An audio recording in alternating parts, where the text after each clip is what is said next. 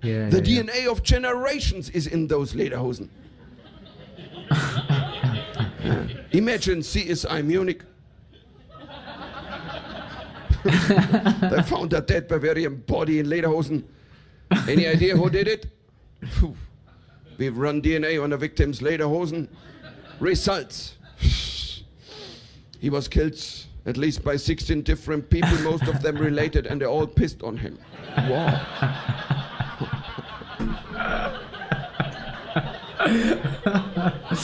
Guten Tag, my friend.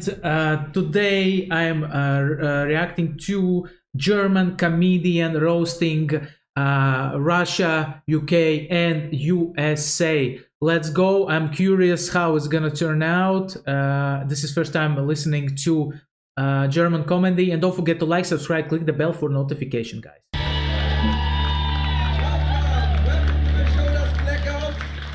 Hello, lovely being here with you lovely people. Do we have fun at the Fringe? I love his accent straight away. Yeah, I also have fun. It wasn't always like that in the UK for me as a German comedian. 3 years ago it was quite different. I did my first ever gig in the UK, in London, in the Comedy Cafe in Shoreditch. I was booked into a mixed show, and the host, he got my name on a piece of paper on stage, and he read it aloud, and was like, ladies and gentlemen, next performer, a very, very special guest. Please welcome on stage, Michael McIntyre. Yeah, it was like that. The crowd went mental. McIntyre. I knew Michael McIntyre is one of the most successful comedy stars in the UK. I was standing behind the curtain. Oh my God, McIntyre. German angst. Ever heard about it? I thought, what am I doing? What am I doing? Okay, do it like Michael McIntyre. Just walk up and down the stage. So, yeah, no, this was in my head. What was really happening was, you know, when we Germans, when we are scared, we tend to walk like that. It's not I wonder why. It's stiff upper leg. British have stiff upper lip, we have stiff upper leg. So, okay, imagine the situation. I was standing behind the curtain, the crowd, McIntyre. I walked on stage. Then I had the biggest blackout I ever had. I started my routine in German. Hallo, ich bin ein Comedian from Deutschland. The first I heard was, go home, Fritz. I felt so offended, personally. Listen, I mean, English people are not when it comes to comedy, they're not the most friendly. I'm telling you. So offended, personally, by being called Fritz. Because my middle name really is Fritz. Michael Fritz Bittermeier, that's my full name. I never write it on posters outside of Germany. Yeah, because Fritz, it's the most fucked up German name you can have. Huh? Thank you, Father. Named after every dumb Nazi bad guy in those World War II action movies. There's always a Fritz. Fritz is the Nazi. The Nazi is always the Fritz. Fritzy is the Nazi. Always like that. And he's never smart, handsome, intelligent killer machine. No. It's always moron Fritz, a human blackout, the bratwurst on legs. So unlucky. And he is always guarding the Nazi fortress or the Nazi bunker. Why? He sees nothing. He hears nothing, like Andrea Bocelli in SS. So, and I love those movies. Where Eagles Dare, for example. They always show them on Christmas. Where Eagles Dare, you remember? The plot. Richard Burton and Clint Eastwood and some cool allies, they want to break into a Nazi fortress in the Bavarian Alps and to rescue an American general. And guess who is standing guard? Yes, me.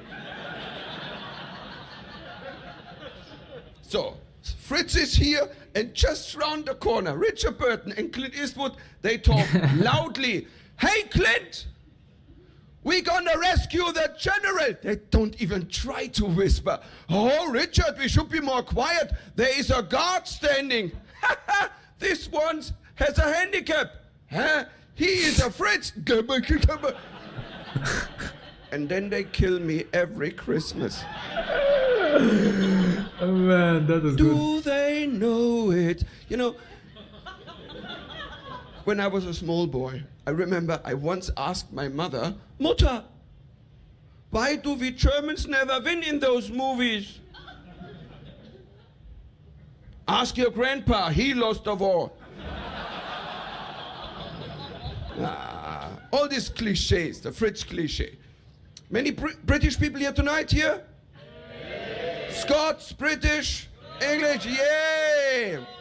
Why are you here? Didn't you learn at school Germans have no sense of humor? Huh? You learn this in school. Write it on the blackboard. Germans have no sense of humor. At all? Yes, at all. At all. Here in the UK, German comedian, I'm an oxymoron. Huh? A funny German comedian would be like a Russian human rights commission. Americans here tonight? It's nice. They point to some guy here. Thank you, Judas. But you know what? I like Americans. But I tell you a story, a true story from 2003 when I was in New York. And I tell this story since 2003 in every live show I do because it explains so much about America. Let's go. So I was in a New York bar and an American girl, she walked up to me and she asked me the following question. Hey, you German guy. Why are there so many different languages in Europe?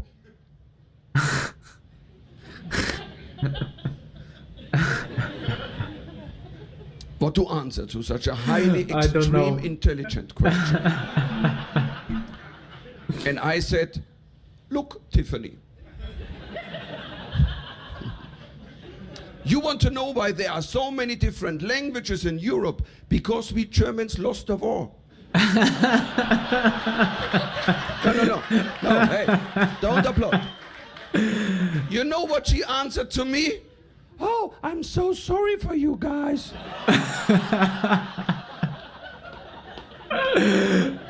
You know, all this uproar in the 60s and the 70s. A new awareness rose in German society.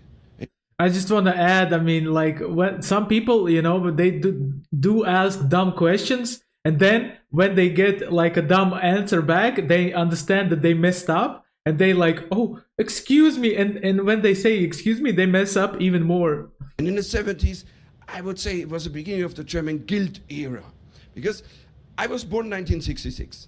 I'm part of the first post-war generation. When I came to school in 1972, they really overcompensated it by telling us everything about the Nazi history they never taught in the 50s, in the 60s. Every day we had, you guilty, you're guilty, you're guilty, you're guilty. I had a school subject called guilt. 3 times a week we had guilt. On Fridays we had shame. By the time I was 14, I thought I invaded Poland. Man, this is good. This is good. And also true story. In schools and university later on in the 80s, they always told us, as a German, keep low profile when you go outside of Germany because, why? Yeah, because, you know, guilt.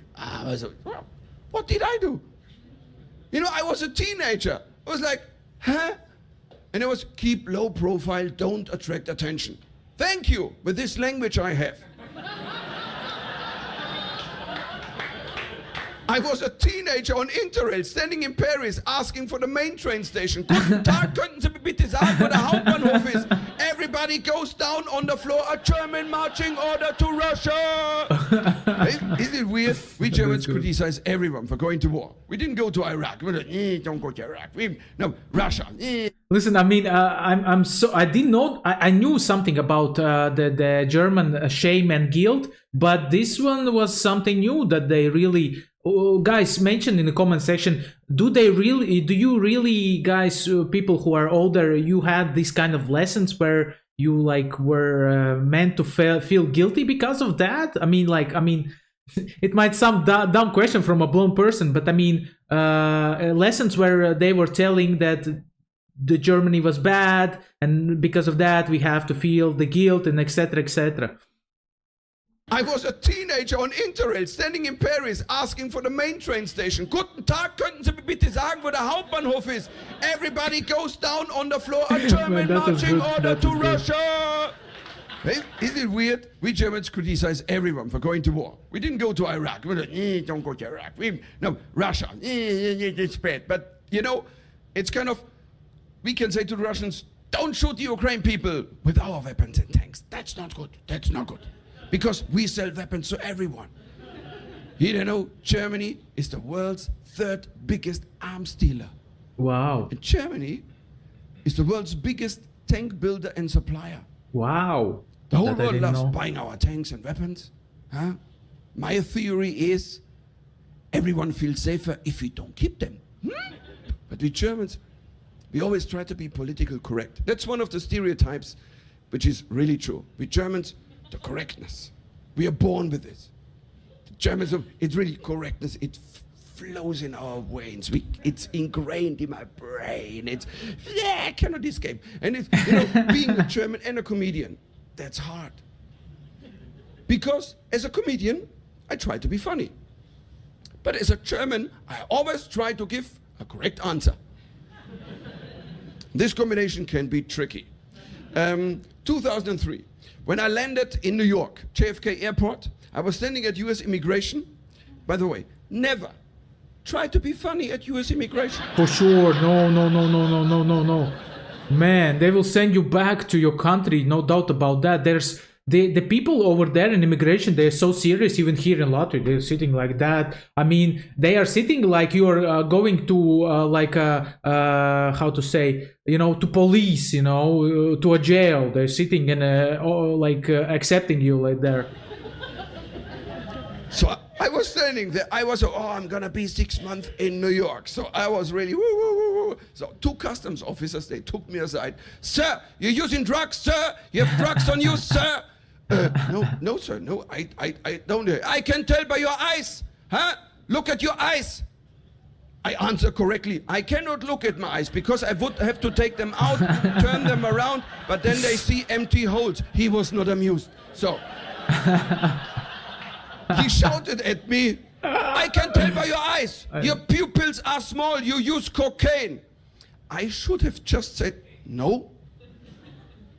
But the correct inner comedian in me answered, sir, you know, cocaine makes pupils bigger. Only if you smoke pot, the pupils get small.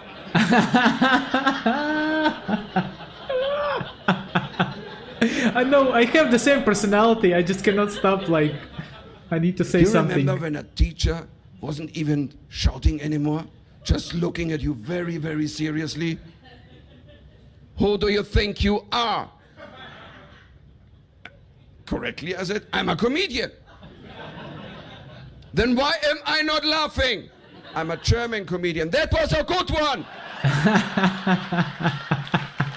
And you know, Man, not the too correct bad. German in me is always fighting with the Bavarian in me. Because I'm Bavarian, southern part of Germany. We Bavarians, we're very rural people, very Catholic, fundamentalistic people. For us, Texas is a gay country. British people are impressed, really. You know, and we Bavarians, we are the guys with the lederhosen. It's not the Germans. In Bavaria, lederhosen would be like the kilt in Scotland, Scottish people. Because if you look at the kilt here in Scotland, all they have different patterns, the tartan patterns, and it's the same with our lederhosen. Every lederhosen has a different stitching. So I look at the lederhosen, I know this guy's from this village, from this area. So it's kind of a lederhosen in Bavaria, that's tradition. And I got my lederhosen from my grandfather, because you cannot destroy lederhosen. It's kind of, it's like a garment tank. You cannot destroy a lederhosen. So, and you know, lederhosen, he got this lederhosen from his grandfather. Oh, wow. So lederhosen in Bavaria, they are passed on through generations. Yeah, The DNA of generations is in those lederhosen. Imagine CSI Munich. They found a dead Bavarian body in lederhosen. Any idea who did it? Phew. We've run DNA on the victim's lederhosen. Results. He was killed at least by 16 different people, most of them related, and they all pissed on him. Wow.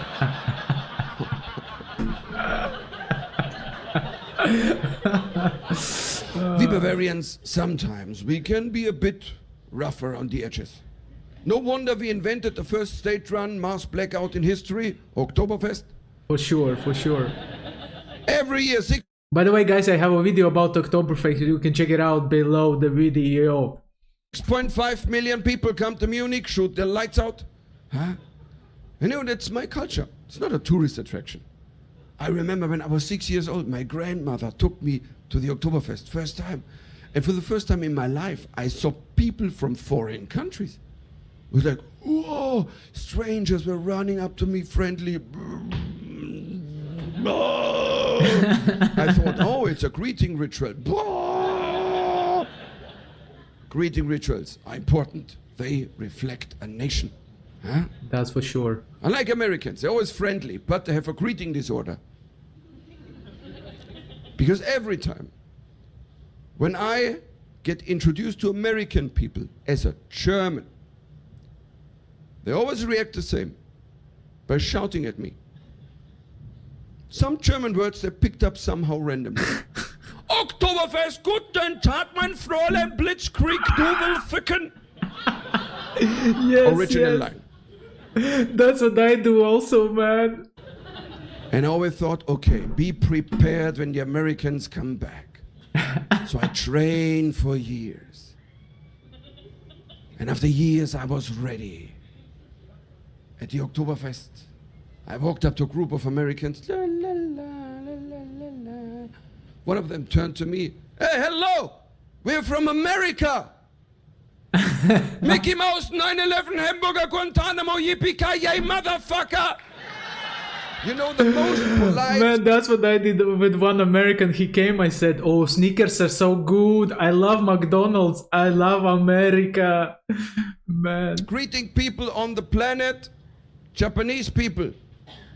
Japanese people here tonight? Yeah, well.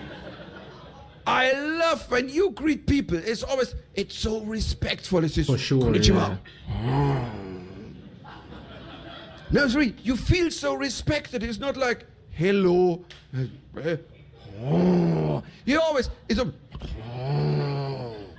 it's like you're so interested in everything. But you can say what you want. I'm from Germany. I have sex with dogs. Same reaction. Are you alone here? No. She's alone with Scottish friends, I would say.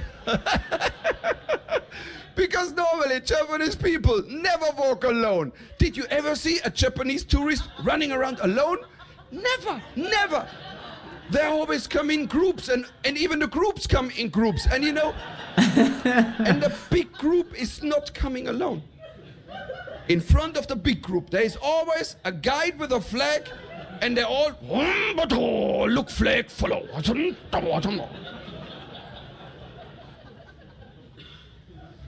Big group of Japanese people. In front of the group, there's always a guide with a flag leading the way, and they all follow him. That's what we Germans tried, didn't work out. So, yeah.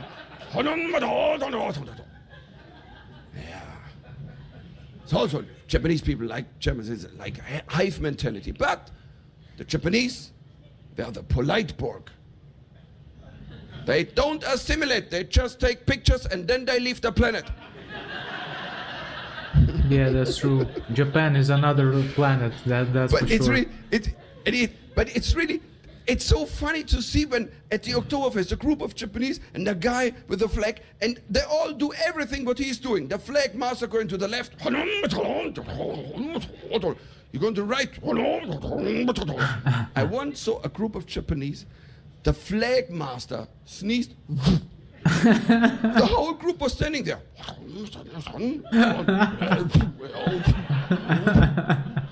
A few years ago, my wife and I, we we were at the Ayers Rock in Australia. There is a small airport nearby. 2 gates. On the left gate, we waited for our flight to Sydney. On the right, at the right gate, a big group of Japanese people, and they went to their plane, and the plane took off. So, a few minutes later, one of them came back from the toilet. Too late. They had forgotten him. And I will never forget the look on his face when he came out of the toilet.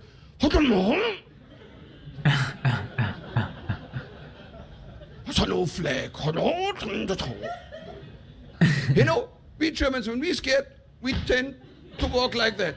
Japanese people, when they're scared, they're more like, I love the face expression.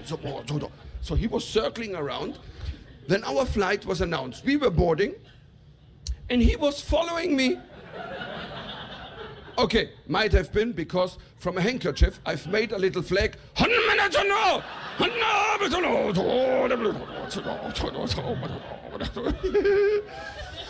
Yeah, I brought him to Sydney. I never saw him again in my life, man.